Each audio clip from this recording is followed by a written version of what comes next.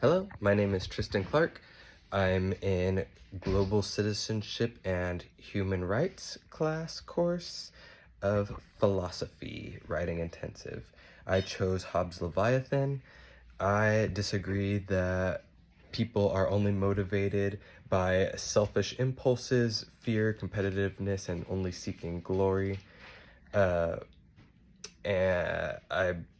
And this would lead to the world being nasty, brutish, and short. I believe in a duality that people have those feelings and sometimes are motivated by that, but people are also motivated by kindness, equality. They have a spiritual virtue of doing unto others as they would want doing to them, and also not doing to others as they would not want done to them. I think that people would ultimately leave free, in duel with like being fearful. They'd live free, equal lives to where they would seek knowledge, and knowledge is the destroyer of fear. And my outside quotes would probably come from about duality and maybe knowledge destroying fear. I got that from a hairstylist, and so I just learned that from one of my hair teachers. Knowledge destroying fear. Okay. And so I don't completely disagree, but I don't completely agree with Hobbes that we need an external authority to always inflict, to keep us upholding our promises and to inflict justice upon us in an authoritarian fashion. There's nothing saying that they would completely always punish us. I do agree that in some cases, in very violent cases, we need to have some type of justice or some type of punishment for a promise not kept of not harming others with our hands or words. But the government isn't the only for administering punishment.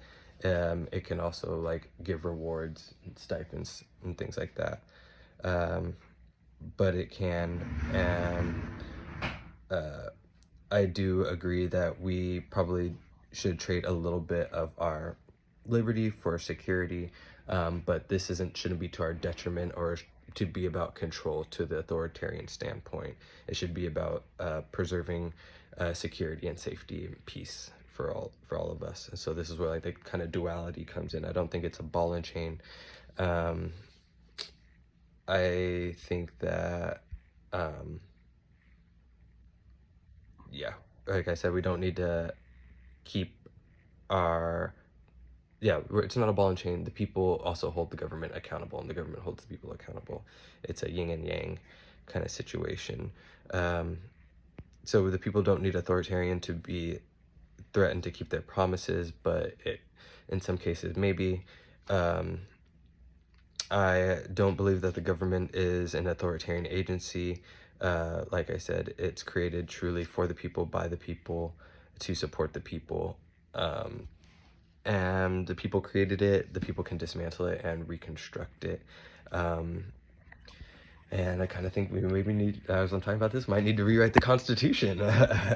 But that's another thing, maybe not in this administration. We have natural rights, life, liberty, and Hobbes says property. I say happiness, something more modern, the right to privacy and protection. And from those natural rights, we have social contracts that we uphold these rights for each other, and in Locke adds that in the state of nature that we have the natural right to stop people from harming themselves and others unjustly. Not that we're gonna not cause harm at all, but we're gonna not do it unjustly, because people may need to be punished if they violate laws. And in the state of nature, Locke adds that this can be enforced by anyone or by the government. In the state of nature, anybody that's feeling they can serve adequate justice. And these rights are immutable and eternal, so they're for everyone and cannot be taken away. Yes, and from these rights, we have derived rights like peace, self-defense, the preservation of life, and the social contract that this will be enforced and upheld. This is the creation of the government, the Leviathan, that Hobbes is talking about. That's going to be an authoritarian agency, which I disagree with. It should be like a yin-yang support. I think that, and that we got to give up a little bit of our liberty for peace and security. Yep. So thank you so much. Appreciate you listening. Hope you're all as well. Enjoy your weekend.